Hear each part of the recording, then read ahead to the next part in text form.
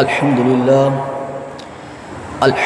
لله الذي هدانا إلى صراط المستقيم، والصلاة والسلام على سيد الأنبياء والمرسلين وعلى آله الطيبين الطاهرين وعلى أصحابه الراشدين الكاملين المهديين. أما بعد فقد قال الله تبارك وتعالى في القرآن المجيد والفرقان الحميد: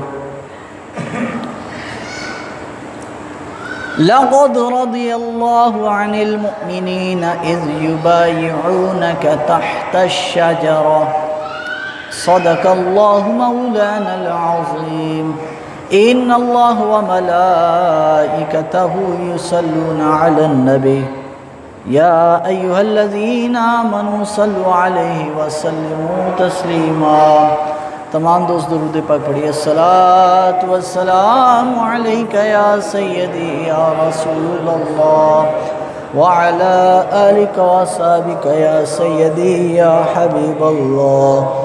الصلاۃ والسلام علیک یا سیدی یا شفیع المذنبین وعلى آلك وصحبك يا سيدي يا رحمة للعالمين. مولاي صل وسلم دائما أبدا على حبيبك خير خلق كلهم، ثم الرضا عن أبي بكر وعن عمر وعن علي وعن عثمان ذي الكرم. يا ربي بالمصطفى بلغ مقاصدنا واغفر لنا ما مضى يا واسع الكرم. بعد حمد الصلاۃ لائق صد عزت و احترام و تکریم، معزز و محترم سامعین و حاضرین، السلام علیکم ورحمۃ اللہ وبرکاتہ. معزز و مکرم دوستو بھائیو، یہ ذی الحج کا مہینہ ہے. اس مہینے میں جہاں پر اور بھی بڑے اسلامی تہوار ہیں، قربانی کا کرنا ہے، عید ہے، اور اس کے ساتھ حج ہے، اور اس کے ساتھ حضرت ابراہیم علیہ السلام کی جو ہے بہت سی یادیں ہیں. وہیں پر اس مہینے کی 18 تاریخ 18 ذی الحجہ، آج غالباً 15 تاریخ ہے چاند کی، 18 ذی الحج کو نبی پاک کے صحابی امیر المؤمنین خلیفہ ثالث داماد رسول حضرت سیدنا عثمان ابن عفان رضی اللہ تعالیٰ عنہ کی شہادت کا دن ہے. میں اس لیے ان مخصوص دنوں میں کچھ خاص باتیں خاص موقع محل کے والے سے کرتا ہوں، تاکہ ہماری آنے والی نسلوں کو پتہ ہو کہ ہمیں دین جن سے ملا ہے، ہمیں ان کی پیدائش کا دن، ان کے دنیا سے جانے کا دن، اور ان کی دینی خدمات کے بارے میں ہماری آنے والی نسل کو پتہ ہونا چاہیے. بڑی ایک ہمارا ایک المیہ ہے مسلمانوں کا کہ ہمیں کوئی سیاستدان ہو، کوئی لیڈر ہو، کوئی کرکٹر ہو، اس کے پیدائش سے لے کے مرنے تک سب پتہ ہوتا ہے. لیکن جن سے ہمیں دین ملا ہے، اور آج جس ہستی کے بارے میں بتانے لگا ہوں، یہ وہ ہستی ہیں کہ جن کے ذریعے سے ہمیں قرآن مجید کتابی شکل میں ملا ہے. آپ کو پتہ ہونا چاہیے، ماشاءاللہ نوجوان یہاں پہ بیٹھے ہو، کہ قرآن پاک نبی پاک کے زمانے میں ایسے کتابی شکل میں نہیں تھا.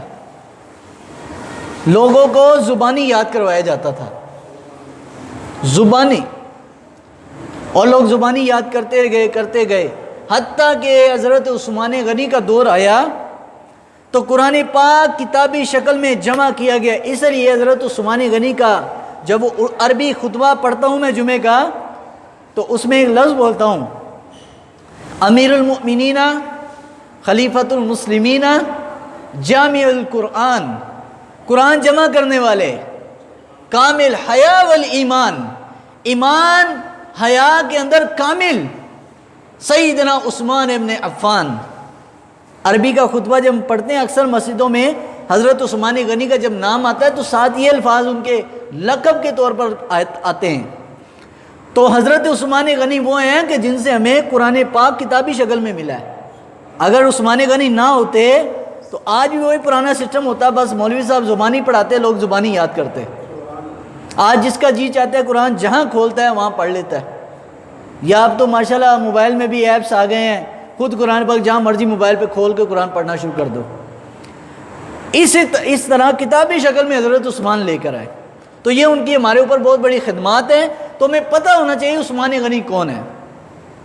عثمان غنی رضی اللہ تعالیٰ عنہ، آپ کا نام عثمان ہے، باپ کا نام عفان، اور آپ کی 3-4 پیڑھیوں کے بعد، یعنی دادا پردادا اس کے آگے جو دادا ہے، 4تھی نسل کے بعد آپ کا سلسلہ نسب نبی پاک سے جا کے ملتا ہے، یعنی یہ حضور صلی اللہ علیہ وسلم کا خاندان بھی ہے، رشتہ داری بھی ہے، تعلق واسطہ بھی ہے۔ اور اس کے علاوہ سیدنا عثمان غنی رضی اللہ تعالیٰ عنہ، بولو نہیں یار چپ کر دو، حضرت سیدنا عثمان غنی رضی اللہ تعالیٰ عنہ، آپ کو یہ حضور نے خود اپنی زبان سے خوشخبری دی۔ حضور نے ارشاد فرمایا، حضرت لوط علیہ السلام، اللہ نے جب لوط علیہ السلام کو حکم کیا کہ یہ علاقہ چھوڑ کر دوسرے علاقے میں شفٹ ہو جاؤ، ہجرت کرو یہاں سے، تو حضرت لوط علیہ السلام اپنے گھر بار، اپنے رشتہ داروں کو، بچوں کو لے کر دوسرے علاقے میں شفٹ ہوئے۔ حضرت لوط علیہ السلام کے بعد سے لے کر نبی پاک تک کوئی نبی، کوئی نیک آدمی ایک علاقہ چھوڑ کر دوسرے علاقے میں ہجرت نہیں کی۔ حضور نے فرمایا یہ میرا عثمان وہ عثمان ہے کہ لوط علیہ السلام کے بعد اگر کسی نے اپنی بیوی بچوں کے ساتھ دوسرے علاقے میں اسلام اور دین کی خاطر شفٹنگ کی ہے، ہجرت کی ہے، تو وہ میرا عثمان ہے۔ تو عثمان غنی فرمایا کہ عثمان غنی نے ایک ہجرت نہیں کی، 2 ہجرتیں کی۔ ایک ہجرت حبشہ ہوئی ہے، مسلمان بہت سارے مکہ میں جب تنگی ہوئی، چونکہ عثمان غنی وہ ہیں کہ جنہوں نے 4تھے نمبر پر کلمہ پڑھا ہے، 4تھے نمبر پر مسلمان حضرت عثمان غنی ہوئے۔ پہلے پہ بزرگوں میں صدیق اکبر ہوئے، بچوں میں حضرت علی، پھر حضرت حدیجہ رسول اللہ کی بیوی، 4تھے نمبر پر سیدنا عثمان غنی رضی اللہ تعالیٰ مسلمان ہوئے۔ تو یہ اس اولین مسلمانوں میں سے ہیں۔ قرآن کہتا ہے نا، والسابقون السابقون اولئک المقربون فی جنات النعیم، سورۃ الواقعہ کی آیت نمبر 9، 10، 11۔ اللہ نے فرمایا سبقت لے گئے جو پہلے آ گئے، جنہوں نے پہلے میرے نبی کا کلمہ پڑھا، والسابقون السابقون اولئک المقربون، جنہوں نے میرے نبی کا کلمہ پہلے پڑھا یہی میرے، اللہ فرماتا ہے میرے سب سے زیادہ قریب ہیں۔ اور خالی دنیا میں نہیں، فی جنات النعیم، بلکہ دنیا میں نہیں، جنت میں بھی یہ سب سے آگے ہوں گے۔ اور عثمان غنی پیکر شرم و حیا، آج تو حیا ہماری ختم ہوتی جا رہی ہے، خصوصاً جو موبائل استعمال کرتے ہیں، نیٹ استعمال کر رہے ہیں، اپنی نظروں کو بچا نہیں پاتے۔ ہمیں چاہیے اپنی نظروں کو بہت سنبھال کے رکھیں، خصوصاً یہ جوانی والا جو ٹائم ہے، اس ٹائم میں اپنی نظروں کو بچا کے رکھو، کیونکہ نظر سے جو اپنے آپ کو بد نظری سے، بد نگاہی سے اپنے آپ کو بچاتا ہے نا، تو اس کے بارے میں میرے حضور صلی اللہ علیہ وسلم نے اس امتی، کوئی بھی امتی کلمہ گو اپنی نظر کو بچانے والا ہوگا، اس کے بارے میں بشارت، خوشخبری حضور نے پہلے دی ہے۔ نبی پاک نے فرمایا کہ جو نوجوان کے الفاظ نہیں ہے، لیکن میں خصوصاً نوجوانوں کے لیے بات کر رہا ہوں، کہ جو مسلمان اپنی نگاہ کو بری طرح بے حیائی کی طرف پھرنے سے بچائے گا، غیر محرم کو دیکھنے سے بچائے گا، اپنی نظر میں شرم و حیا رکھے گا، سرکار نے فرمایا اللہ رب العالمین ایسے مسلمان کو نماز کی حقیقی لذت عطا کرے گا۔ آج ہر بندہ کہتا ہے یار نماز پڑھنے مزہ کوئی نہیں آتا، اور مزہ کہ میں آوے اندر ہی گند پریا ہے، ایک 24 گھنٹے اپنے آپ کو بدنصیبی سے بچا کے رکھ، پھر کھڑا ہو اللہ کے آگے، مزہ نہ آئے تو پھر پیسے واپس۔ یہ تجربہ میں بتا رہا ہوں کہ نظر کو اپنی بچا کے رکھو بد نگاہی سے غیر محرم کی طرف۔ تو عثمان غنی رضی اللہ تعالیٰ عنہ اس قدر شرم و حیا کرنے والے، ایک مرتبہ صحیح مسلم شریف میں فضائل عثمان غنی کے اندر یہ حدیث پاک موجود ہے۔ حضرت عثمان غنی رضی اللہ تعالیٰ عنہ حضور کے در اقدس کی دستک دی۔ حضرت عثمان غنی رضی اللہ تعالیٰ عنہ کی جب دستک ہوئی تو عائشہ صدیقہ فرماتی ہیں اس سے پہلے ابو بکر صدیق بھی آئے، عمر فاروق بھی آئے، نبی پاک لیٹے رہے۔ سرکار علیہ السلام نے تہ بند شریف پہنا ہوا تھا اور حضور کی جو کپڑا تھا وہ پنڈلی سے اوپر تھا، پنڈلی سے اوپر، چونکہ حضرت عمر اور حضرت ابو بکر رسول اللہ صلی اللہ علیہ وسلم کے رشتے میں سسر بھی ہیں، ان دونوں کی بیٹیاں نبی پاک کے نکاح میں تھیں، تو چونکہ سسر سے تو پردہ نہیں ہوتا اتنا، نہ اہتمام کرنا پڑتا ہے۔ تو نبی علیہ السلام نے سیدنا عثمان غنی رضی اللہ تعالیٰ کے بارے میں پتہ چلا تو حضور علیہ السلام نے فرمایا عائشہ ٹھہرو۔ پہلے حضور نے اپنے کپڑے مبارک بالکل سیٹ فرمائے، اہتمام کیا۔ میں سیٹ تو نہیں کہوں گا، نبی پاک کے کپڑے تو سیٹ ہی سیٹ ہے، حضور کے کپڑے غلط کیسے ہو سکتے ہیں؟ لیکن حضور نے اہتمام کے ساتھ، جیسے ہم کوئی کسی کے لیے اہتمام کے ساتھ بیٹھ جاتے ہیں نا، حضور علیہ السلام اہتمام کے ساتھ بیٹھ گئے۔ یہ لفظ زیادہ مناسب ہے، کیونکہ سیٹ کرنا اس کا مطلب نبی کے کپڑے نعوذ باللہ خراتے، ایسی بات نہیں ہے، حضور نے اہتمام کیا، ٹھیک ہے، یہ لفظ زیادہ مناسب ہے۔ تو حضور نے کپڑے مبارک بالکل اپنے اہتمام کے ساتھ فرمایا عثمان کو آنے دو۔ جب عثمان غنی آئے کچھ باتیں پوچھ کر چلے گئے تو حضرت عائشہ صدیقہ نے یہ بات نوٹ کی، عرض کیا یا رسول اللہ صلی اللہ علیہ وسلم اگر عثمان غنی آئے اور ابو بکر آئے آپ نے کچھ نہیں بولا، آپ لیٹے رہے ویسے ہی، عمر آئے آپ نے کچھ نہیں بولا، عثمان آئے تو آپ بڑے اہتمام کے ساتھ کپڑے اپنے سیٹ فرما کے پھر اس کو آنے کی اجازت دی۔ فرمایا عائشہ تو جانتی نہیں ہے یہ عثمان وہ عثمان ہے کہ جس سے آسمان کے فرشتے بھی حیا کرتے تو میں حیا کیوں نہ کروں۔ فرمایا اگر میں اپنے کپڑے کو اہتمام کے ساتھ اپنے کپڑوں کو بالکل سیٹ نہ کرتا نا تو عثمان غنی اتنے حیا والے ہیں، نہ تو وہ کوئی بات مجھ سے پوچھ پاتے، نہ اپنا کوئی مسئلہ حل کروا پاتے، وہ اسی طرح واپس چلے جاتے۔ میں نہیں چاہتا تھا کہ میرا عثمان مجھ سے کوئی مسئلہ کسی چیز کے لیے سوال کرنے ہے اور اسی طرح واپس چلا جائے۔ تو عثمان غنی رضی اللہ تعالیٰ اس قدر شرم و حیا والے۔ تو بدر کا جب معرکہ تھا، پہلی اسلام کی جنگ تھی، تو سیدنا عثمان بن عفان، عثمان ذوالنورین، ذوالنورین کا کیا مطلب ہے؟ دو نور والا، ذوالنورین، دو نور والا۔ بڑی عجیب بات ہے، نبی کو نور نہیں مانتے اور عثمان کو ذوالنورین۔ عثمان کو ذوالنورین خالی ہم نہیں کہتے، وہ بھی کہتے ہیں جو نبی کے نور کا انکار کرتے ہیں، وہ بھی مانتے ہیں۔ لیکن سیدنا عثمان ذوالنورین رضی اللہ تعالیٰ عنہ، حضرت عثمان غنی کے نکاح میں حضرت رقیہ نبی پاک کی شہزادی حضرت عثمان کے نکاح میں تھی۔ تو جب حضرت سیدنا عثمان ابن عفان رضی اللہ تعالیٰ عنہ ان کی بیماری کی حالت میں بدر کا اعلان ہوا، حضرت عثمان بیوی کو چھوڑ کر بدر کے لیے نکل پڑے۔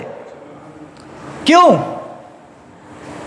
نبی کی بیٹی ہیں، حالانکہ بیوی کی بھی دل میں بڑی محبت ہوتی ہے، لیکن قرآن کہتا ہے والذین آمنوا اشد حبا للہ، جو اللہ کے ساتھ محبت، جو مسلمان ہے نا، مومن ہے، اللہ کے ساتھ شدید محبت کرتا ہے۔ نہ تو بیوی آتی ہے، نہ بچے آتے ہیں، نہ رشتہ دار آتے ہیں، نہ ماں نہ باپ، کوئی چکر نہیں، اس کی سب سے بڑھ کر محبت اپنے رب سے ہوتی ہے۔ تو عثمان غنی کا جب رب کا حکم آیا کتب علیکم القتال وہو کرہ لکم عسیٰ ان یکرہوا شیئا وہو خیر لکم عسیٰ ان تحبوا شیئا وہو شر لکم۔ قرآن نے جب کہا کہ تم پر قتال جہاد واجب ہو گیا تو حضرت عثمان نکل پڑے بدر کے لیے۔ تو نبی پاک نے فرمایا عثمان تو گھر میں رہ، میری بیٹی بیمار ہے تو اس کی خدمت کر۔ عرض کیا حضور جو بدر میں جائیں گے وہ تو بڑا ثواب لے جائیں گے۔ نبی پاک نے فرمایا عثمان پریشانی کی بات نہیں، تو بدر میں نہ جا، گھر میں میری بیٹی کی خدمت کر، بدر کا ثواب اللہ سے میں تجھے لے کر دوں گا۔ نعرہ تکبیر، نعرہ تو سرکار مدینہ علیہ السلام، ہم کہتے ہیں نا بدر میں کتنے صحابہ تھے؟ کتنے تھے؟ 313۔ 313 نہیں تھے، بدر میں 305 تھے۔ 313 ہیں لیکن کیسے؟ 8 صحابہ وہ ہیں، ہم 313 کہتے ہیں، 8 صحابہ وہ ہیں کہ جن کو نبی پاک نے بدر میں وہ گئے نہیں، سرکار علیہ السلام نے بدر میں جانے سے بغیر ان کو ثواب دیا، ان کو بھی ہم شامل کرتے ہیں۔ تو سیدنا عثمان بھی بدر میں گئے نہیں لیکن بدری کہلاتے ہیں۔ کیوں؟ میرے نکلی جو منہ سے تیرے وہ بات ہو کے رہی، فقط ایک اشارے سے سب کی نجات ہو کے رہی، دن کو جو کہا شب کو جو کہا دن ہے تو سورج نکل آیا، اور دن کو جو کہا شب ہے تو رات ہو کے رہی۔ سرکار نے جو زبان سے کہہ دیا وہ ہو گیا۔ تو نبی علیہ السلام نے حضرت عثمان غنی کو بدر میں جانے کے بغیر ہی حضور نے 313 میں شامل کیا، صرف بیٹی